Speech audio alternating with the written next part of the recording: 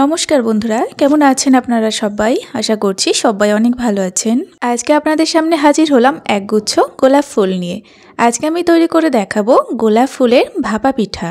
গোলাপ ফুলের এই ভাপা পিঠাগুলো বানানোর পরে এতটা সুন্দর দেখতে লাগবে যে সবাই দেখে অবাক হয়ে যাবে। একদম পুরে ভরা গোলাপ ফুলের পিঠা তৈরি করব, আর পুরটা কিন্তু খুব সহজভাবে তৈরি করব। একদম কম উপকরণে কম সময়ের মধ্যে পুরটা তৈরি করে ফেলতে পারবেন। আর এইভাবে পুর তৈরি করে পিঠাটা আপনারা তৈরি করবেন, খেতে অনেক সুস্বাদু হয়। আজকের রেসিপিটা অবশ্যই কিন্তু প্রথম থেকে শেষ পর্যন্ত দেখুন, ভীষণ ভালো লাগবে আপনাদের। তো চলুন শুরু করে দিই আজকের রেসিপি। আজকের এই পিঠা তৈরি করার জন্য প্রথমে আমি ক্ষীর তৈরি করব। কড়াই গরম করে দিয়ে দিলাম 1/2 চামচ ঘি। ঘিটা যখন একটু হালকা গরম হবে তখন দিয়ে দিতে হবে 1 চামচ পরিমাণে আতপ চালের গুঁড়ো। আমি যখনই ক্ষীর তৈরি করি এইভাবেই তৈরি করি, আর এই চালের গুঁড়োটা দেওয়ার কারণে দেখবেন ক্ষীরটা যেমন তাড়াতাড়ি তৈরি হবে তার সঙ্গে পারফেক্ট টেস্টও হবে। এবার দেখুন আমি ঘিয়ের সঙ্গে চালের গুঁড়োটা একটু নেড়েচেড়ে ভেজে নিলাম। লাল করে ভাজবো না, শুধুমাত্র 10 থেকে 12 সেকেন্ড মতো একটু নাড়াচাড়া করে নেব ঘিয়ের মধ্যে। তারপরে দিয়ে দিচ্ছি 500 গ্রাম মতো লিকুইড দুধ। আমি এখানে গরুর দুধ দিচ্ছি, আপনারা কিন্তু প্যাকেট দুধ বা আমুল দুধ গুলেও দিতে পারেন। তো চালের গুঁড়োটা একটু মিশিয়ে নেওয়ার পরে আবারও দিয়ে দিলাম 1 চামচ চিনি। চিনিটাও এখন ভালোভাবে একটু মিশিয়ে নিচ্ছি, আর একটু ফ্লেমটা বাড়িয়ে দিলাম যাতে দুধটা ঠিক এইভাবে তাড়াতাড়ি ফুটে ওঠে। খুব তাড়াতাড়ি দুধটা ঘন হয়ে যাবে। পুরোপুরিভাবে ক্ষীরটা তৈরি হতে মাত্র 3 মিনিট সময় লাগবে। মিডিয়াম ফ্লেম রেখে আমি ক্ষীরটাকে তৈরি করে নিয়েছি, আর এখানে কিন্তু ক্ষীরটা এখন তৈরি। আর ক্ষীরটাকে আমি ঠিক এরকম নরম করে নামিয়ে ফেলবো, কারণ ঠান্ডা হয়ে যাওয়ার পরে ক্ষীরটা আরও একটু জমে যাবে। ক্ষীরটা তৈরি এখন আমি সাইডে রেখে দিচ্ছি এখন আপাতত।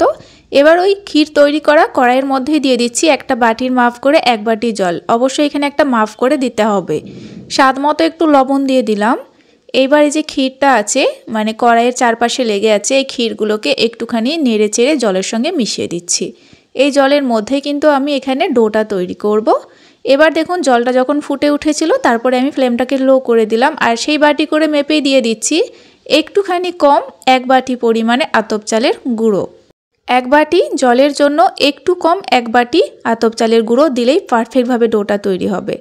এবার ফ্লেমটা একেবারে লোতেই থাকবে, চাপা দিয়ে মোটামুটি 2 থেকে 3 মিনিট মতো ময়দাটাকে সেদ্ধ করে নেব। তো আমি ঢাকা দিয়ে আর কি 3 মিনিট মতো সেদ্ধ করে নিয়েছি। তো এখনও পর্যন্ত ফ্লেমটা অফ করিনি। প্রথমে এই জলের সঙ্গে ময়দাটাকে একটু মিশিয়ে নেব যতক্ষণ না পর্যন্ত জলটা টেনে আসছে। এবার দেখতে পাচ্ছেন জলটা টেনে গিয়েছে। এবার আমি ফ্লেমটাকে অফ করে দিলাম, আর এই ময়দাটাকে এই গরম কড়াইয়ের মধ্যে খুব ভালোভাবে খুন্তির সাহায্যে মাখিয়ে নেব। আস্তে আস্তে মাখাতে মাখাতে দেখবেন এটাকে একটু ঝরঝরে মনে হবে, তবে এইভাবে হাতের মধ্যে একটুখানি পাক দেওয়ার চেষ্টা করবেন, দেখবেন খুব সুন্দর একটা গোল তৈরি হয়ে যাবে। এবার এই ময়দাটাকে আমি নামিয়ে নিচ্ছি একটা থালার মধ্যে। আর এই থালার মধ্যে কিন্তু আমি আগে থেকে একটু সাদা তেল মাখিয়ে রেখেছিলাম, যাতে ময়দাটা মাখার সময় বারবার থালার মধ্যে আটকেই না যায়। এবার এই গরম গরম অবস্থাতেই এই ডোটাকে তৈরি করতে হবে। ঠান্ডা করলে কিন্তু একদম হবে না। ঠান্ডা করলেই একদম এই ময়দাটা ঝুড়ো ঝুড়ো হয়ে যাবে, তখন আর ডো তৈরি করা যাবে না। এবার দেখুন আমি ঠিক এরকম পদ্ধতিতে মেখে নিচ্ছি, একটু ঠেসে একদম ময়দা মাখার মতো করে সফট করে মেখে নিতে হবে, তাহলে কিন্তু পরে পিঠাগুলো বানাতে সুবিধা হবে, একটুও ফেটে যাবে না। এখানে চালের গুঁড়ো তৈরি, ডোটা রেডি। এবার আমি প্রথমে বড় বড় সাইজ করে 2টো লেচি কেটে নিলাম, বেশ বড় বড় করে। একটা লেচিকে আমি সাইডে করে রেখে দিচ্ছি, আর একটা লেচির মধ্যে আমি সামান্য লাল ফুড কালার দিয়ে দিচ্ছি। এবার হাতে সামান্য একটু জল নিয়ে লেচিটা খুব সুন্দর করে একটু মেখে নিচ্ছি, যাতে একটু লাল কালার চলে আসে। তো এখানে কিন্তু একদমই অল্প পরিমাণে ফুড কালারটা দিতে হবে, যাতে একটু গোলাপি গোলাপি কালার দেখতে লাগে। এখানে কিন্তু আমি মেখে নিয়েছি বেশ একটু গোলাপি করে। এবার এখান থেকেও আমি 4টে মতো লেচি কেটে নিচ্ছি, আর একইভাবে যে সাদা ডোটা তৈরি করে রেখেছিলাম সেখান থেকেও আমি 4টে লেচি কেটে নিয়েছি। এবার আমি 2 রকম লেচি তুলে নিলাম, আর বাকিগুলো অবশ্যই এভাবে চাপা দিয়ে রাখতে হবে। প্রথমে আমি গোলাপি কালার লেচি থেকে একটা বড় সাইজের রুটি বানিয়ে নেব, আর রুটিটা কিন্তু বেশ একটু পাতলা করে বানিয়ে নিতে হবে। তো এখানে আমি রুটিটা বানিয়ে নিয়েছি। তো আমি ঠিক এরকম একটা কফির যে মুখটিগুলো হয় সেরকম একটা নিয়ে নিয়েছি, আর এটা থেকে কিন্তু গোলাপ ফুলের আর কি সাইজটা তৈরি হবে মিডিয়ামের থেকেও একটু ছোট। তো আপনারা বড় সাইজে তৈরি করতে চাইলে তাহলে কিন্তু গ্লাস নিয়ে নিতে পারেন। তো এখানে আমি 4টে রুটি কেটে নিলাম। এবার একইভাবে যে সাদা ডোটা আছে সেটাও আমি বেলে নিয়েছি, আর এখান থেকেও আমি 4টে রুটি কেটে নিচ্ছি। আর এখানে একটা গোলাপ ফুল পিঠে তৈরি করার জন্য 2 রকম মিলিয়ে মোটামুটি 5টা মতো রুটি দরকার, সেভাবে আপনারা রেডি করে নেবেন। এবার আমি পুরটাকেও সাইডে নিয়ে নিলাম, আর তারপর এখন আমি গোলাপ ফুলের পিঠাগুলো তৈরি করে দেখাবো। প্রথমে আমি একটা সাদা রুটি নিয়ে নিলাম, তার উপরে লাল, আবারও সাদা, তার উপরে আবারও লাল এবং শেষে আবারও আমি সাদা রঙের দিয়ে দিলাম। যতবার এভাবে দিতে হবে আঙুল দিয়ে একটু চেপে চেপে দিতে হবে। এইবার যে ক্ষীরের পুরটা তৈরি করেছিলাম ঠিক এই রকম লম্বা লম্বা করে দিয়ে দিচ্ছি আর একদম একটা সাইডে দিতে হবে। এরপরে যেই সাইডে পুরটা দিয়েছি প্রথমে একটা ফোল্ড করে নিতে হবে, পুরটাকে ভেতরে রেখে ফোল্ডটাকে করতে হবে। এবার এই সাইড থেকে রোল করে দিলে কিন্তু খুব সুন্দরভাবে সহজে একটা গোলাপ ফুল পিঠা তৈরি হয়ে যাবে। যতটা বানানো সহজ, দেখতেও কিন্তু অসাধারণ লাগে, তার সঙ্গে পিঠেগুলো খেতেও দারুণ লাগে। আপনারা বাড়িতে অবশ্যই একবার চেষ্টা করবেন, এইভাবে দেখবেন দারুণ লাগবে। তৈরি হয়ে গেল একটা গোলাপ ফুল পিঠে।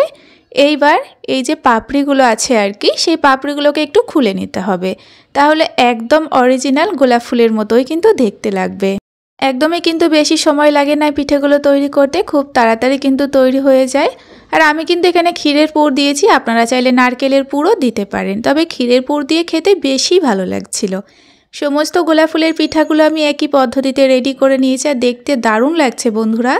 তো চলুন এবার এগুলোকে স্টিম করে নেব। তার জন্য একটা ছিদ্র ডেকচি নিয়েছি, ডেকচির মধ্যে আমি হালকা করে সাদা তেল মাখিয়ে নিয়েছিলাম। এবার একটা একটা করে গোলাপ ফুলের পিঠাগুলোও বসিয়ে দিচ্ছি। সমস্ত পিঠা বসিয়ে দিলাম। এবার একটা কড়াইয়ের মধ্যে আমি আগে থেকে জলটা ফুটতে দিয়েছিলাম, জলের মধ্যে ভাপ উঠতে শুরু করেছে। এবার ডেকচিটা বসিয়ে চাপা দিয়ে ফ্লেমটা লো টু মিডিয়ামে রেখে 10 মিনিট মতো ভাপিয়ে নেব। আর 10 মিনিটের মধ্যেই দেখবেন পিঠেগুলো খুব সুন্দরভাবে শক্ত হয়ে যাবে। আর দেখুন কতটা সুন্দর দেখতে লাগছে, একদম লোভনীয় লাগছে। হাত দিয়ে একটু চেক করবেন, দেখবেন খুব সুন্দর একবারে তুলোর মতো নরম হয়ে যাবে আর এইভাবে সহজেই ছেড়ে চলে আসবে। এখানে কিন্তু গোলাপ ফুলের পিঠাগুলো আমি একটু ঠান্ডা করে নিয়েছি নামানোর পরে, আর হাত দিয়েই বোঝা যাচ্ছে যে একদম সফট হয়েছে, তুলোর মতো নরম যেটাকে বলে সেরকমই তৈরি হয়েছে। আর দেখে তো বোঝারই উপায় নেই যে এটা গোলাপ ফুলের পিঠা তৈরি হয়েছে, মনে হচ্ছে অরিজিনাল গোলাপ ফুল। ভেতরে ক্ষীরের পুরে ঠাসা আর মুখে দিলেই কিন্তু দারুণ লাগবে খেতে।